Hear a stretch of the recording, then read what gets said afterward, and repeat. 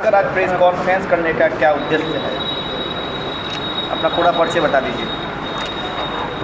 सभी दर्शकों को मेरा नमन। मैं प्रकाश मणि तिवारी। हाँ, चलिए। हाँ, देखिए, प्रेस कॉन्फ्रेंस के माध्यम से मैं सभी सिवान के समस्त जनता तक मैं अपने कुछ महत्वपूर्ण मुद्दों को पहुंचाना चाहता हूं और आगामी 2024 में होने वाले लोकसभा चुनाव में मैं एक प्रत्याशी के तौर पे भाग ले रहा हूं। इस चुनाव में भाग लेने का मेरा मुख्य उद्देश्य कुछ बहुत ही मूलभूत और बहुत ही गंभीर समस्याओं को जनता तक पहुंचाना है। पेशे से मैं इंजीनियर हूं और मेरा जो काम है मैक्सिमम रिसर्च का रहता है और मैं डेटा साइंटिस्ट का प्रोफेशनल हूं।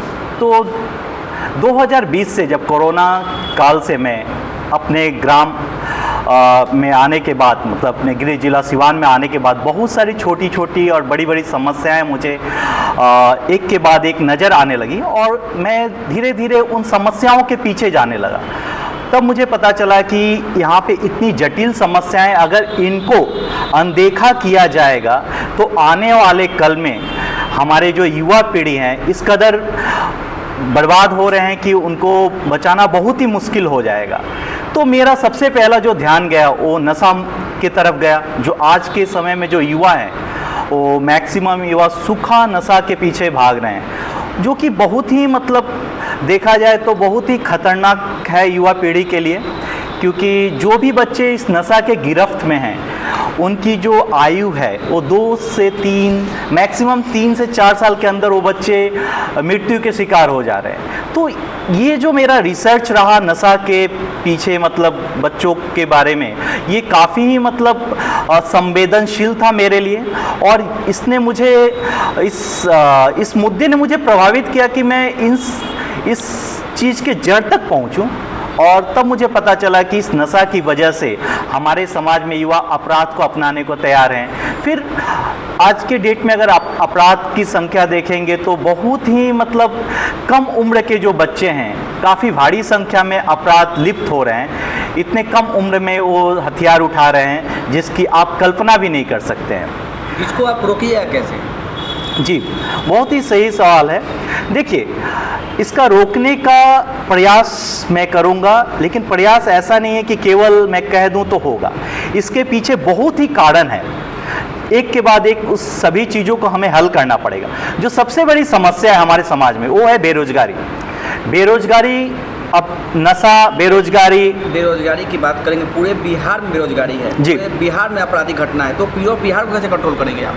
देखिए, सरकार के हिसाब से चलना पड़ेगा। किस पार्टी से आप चुनाव लड़ेंगे? पहले आपका राजनीतिक ज्ञान है कि नहीं है? किसी पार्टी में पहले थे कि नहीं थे? जी बिल्कुल नहीं था। मैं राजनीति से मेरा कुछ लेना देना नहीं रहा है आज तक। मैं राजनीति के बारे में नहीं जानता हूँ, लेकिन मेरा ये मानना है कि क्या होना चाहिए सही और क्या नहीं होना चाहिए। तो मेरा मकसद इस चुनाव में आने का बस इतना है कि हमारे समाज में क्या क्या चीज़ें होनी चाहिए। हमारे समाज में, हमारा समाज नशा मुक्त होना चाहिए, हमारा समाज अपराध मुक्त होना चाहिए, हमारे यहाँ शिक्षा की व्यवस्था सही होनी चाहिए जी, जो कि 3 साल की डिग्री आपको 5 साल में मिल रही है, उस पर सबका ध्यान जाना चाहिए। इसके अलावा आपको रोजगार के लिए कुछ ना कुछ करना पड़ेगा। केवल आप सरकारी नौकरी और बहाली से आप समस्या को समाधान नहीं कर सकते हैं। हर नेतृत्व का दायित्व बनता है कि यहाँ पे कुछ कल कारखानों की व्यवस्था करें। सदन में जब यहाँ से जो भी एमपी चुन के जाता है, आप 15 से 20 साल का रिकॉर्ड उठा के देखिए, कोई भी ऐसा एमपी नहीं है जो संसद में अपनी आवाज़ उठाई हो। तो यहाँ पे जो भी चुन के जाता है यहाँ से, संसद में उन्हें आवाज़ उठानी चाहिए। जरूरी नहीं है कि आप केवल सरकारी नौकरी से ही आप बेरोजगारी को दूर कर सकते हैं। क्या लगता है वर्तमान जो सांसद उससे आप खुश हैं कि नहीं हैं? क्या उनकी कुछ कमियां हैं जो बताएंगे आप? जी देखिए, मैं किसी व्यक्ति विशेष पे टीका टिप्पणी नहीं करना चाहूँगा, लेकिन एक प्रतिनिधि जो भी हैं उनकी खामियां जो हैं मैं बताना चाहूँगा। जो हमारी वर्तमान जो भी कविता सिंह जी हैं, श्रीमती कविता सिंह जो हमारे सांसद हैं, उनका ध्यान जरूर जानी चाहिए एक मूलभूत सुविधाओं की तरफ। किसी भी बाजार में आप चले जाइए, अंदर आसाम, इधर तरवारा हो गया, बढ़िया हो गया, किसी भी बाजार में एक सुलभ शौचालय की व्यवस्था नहीं है, जो कि एक मूलभूत सुविधा एक लेडीज़ के लिए आपके माँ बहन सबको ही जाते हैं बाजार में, क्या आप देखते हैं कहीं भी उनको कितनी मजबूरी है, या 45 डिग्री टेम्परेचर या बरसात में रोड के किनारे जाने के लिए हो। एक मैं छोटा सा एग्जाम्पल दे रहा हूँ। इसके अलावा हर प्रतिनिधि का दायित्व तो बनता है कि हमारे समाज में जो आपराधिक गतिविधि बढ़ रहे हैं उसका रूट कॉज जाने। जनता का भरोसा कैसे लीजिएगा? जनता तो पैसे से वोट देती है, लगातार पैसे का खेल चलता है, तो फिर जनता आप पे भरोसा क्यों करेगी? देखिए, आप ऐसा नहीं कह सकते हैं। समाज के कुछ ही लोग हैं जो पैसा लेके वोट देते हैं आज भी हमारे समाज में। वैसे लोग हैं जो आंख बंद करके एक विचारधारा को, एक पार्टी को मानते हैं, उनको वोट देते हैं।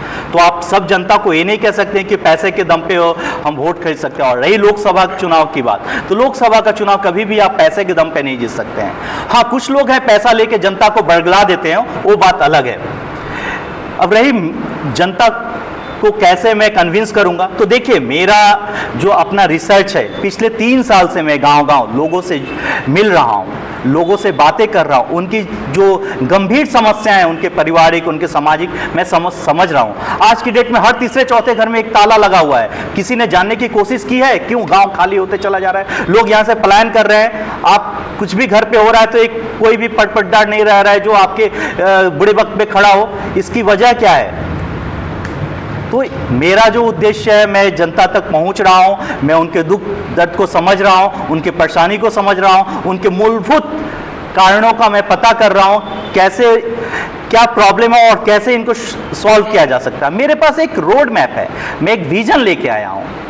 आपका कोई भी राजनीतिक अनुभव नहीं है, ना ही आपने कोई चुनाव लड़ा है जी, तो फिर डायरेक्ट लोकसभा चुनाव लड़ने का आपने कैसे सोचा? देखिए, जब समस्याएं बड़ी होती है तो आपके बड़े कदम उठाने पड़ते हैं। रह गई मेरी बात, भले मुझे राजनीति में अनुभव नहीं है, लेकिन मैं 15 साल से कार्यरत हूँ, बड़े बड़े कंपनी में विदेशों में रहा हूँ, ऑस्ट्रेलिया, लंदन। अभी मैं पिछले 3 साल से अमेरिका की नौकरी छोड़ के बैठा हूँ, बस इसलिए कि मुझे अनुभव हुआ कि एक सच्चे नागरिक होने का कर्तव्य बनता है कि आप दूसरे देश में जाके आप रिसर्च कीजिएगा उनके क्राइम के बारे में, उनके कैसे डिजीज स्प्रेड हो रहे हैं।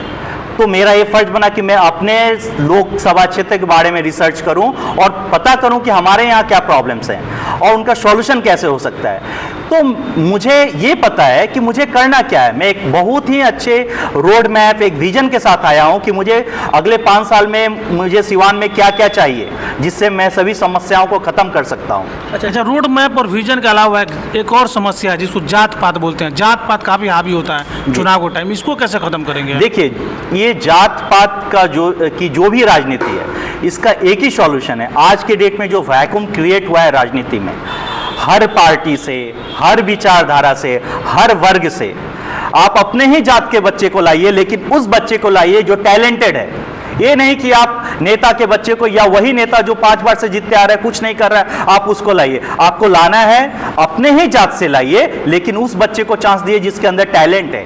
ये नहीं कि आप बस नेता का बेटा है तो उसको चांस दे दिए, पैसे वाला है तो उसको दे दिए। पहले वादा सब लोग करता है, जितने भी नेता हैं सब पहले अच्छे थे, अच्छे छवि थे, लेकिन जीतने के बाद वही हाल हुआ। तो क्या लगता है आप पे जनता भरोसा क्यों करेगी? मुझ पे जनता क्यों भरोसा करेगी? बहुत ही महत्वपूर्ण क्वेश्चन है। अगर आप मेरी पृष्ठभूमि देखेंगे तो मैं अपने दम पे सिवान से पढ़ाई लिखाई करने के बाद एक मध्यम वर्गीय लड़का यहाँ से रहते हुए यहाँ पे ट्यूशन पढ़ता है और बाहर में जाके अपने दम पे बड़े बड़े कंपनीज में काम करता है, देश विदेश में अपनी खुद डिमांड क्रिएट करवाता है अपने दम पे। रह गई मुझ पे जनता को भरोसा करने के बहुत सारे कारण हैं। एक तो मैं एक सकारात्मक और स्वच्छ राजनीति की पहल कर रहा हूं सिवान में। मैं एक सभी लोगों के बीच में कहिए तो एग्जाम्पल क्रिएट कर रहा हूं कि आप एक भारत के नागरिक होने के नाते, आप एक सच्चे नागरिक होने के नाते आपका ये कर्तव्य बनता है कि आप अपने निजी लाइफ में जो भी है विलासिता से उठिए, कुछ समाज के लिए भी कीजिए। जरूरी नहीं कि आपके पार्टी से क्या आप टिकट लड़ेंगे या नहीं लड़ेंगे? देखिए, अभी तक पार्टी से लड़ेंगे कि नहीं इस पे मेरा कुछ विजन क्लियर अभी नहीं है, क्योंकि मैं अभी फिलहाल निर्दलीय हूं।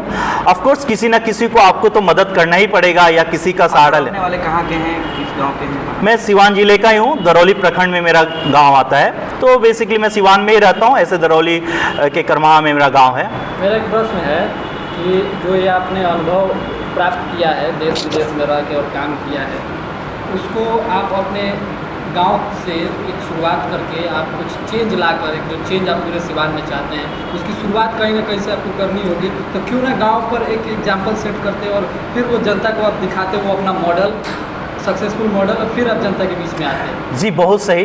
देखिए इस काम के लिए मैंने जो नशाखोर बच्चे हैं जो स्माइक वगैरह का नशा करते हैं, इसके लिए मैंने ऑलरेडी पहल शुरू कर दी है। सैकड़ों बच्चों को मैंने जाके नशा मुक्ति केंद्र में उनके परिवार और को कन्विंस करके भिजवाया है। लेकिन समस्या जानते हैं क्या है? 6 महीने बाद जो बच्चे नशा मुक्ति केंद्र से आ रहे हैं, फिर वो 1 महीना सही रह रहे हैं, 1 महीना के बाद फिर वो उसी नशा में लिप्त हो जाते हैं।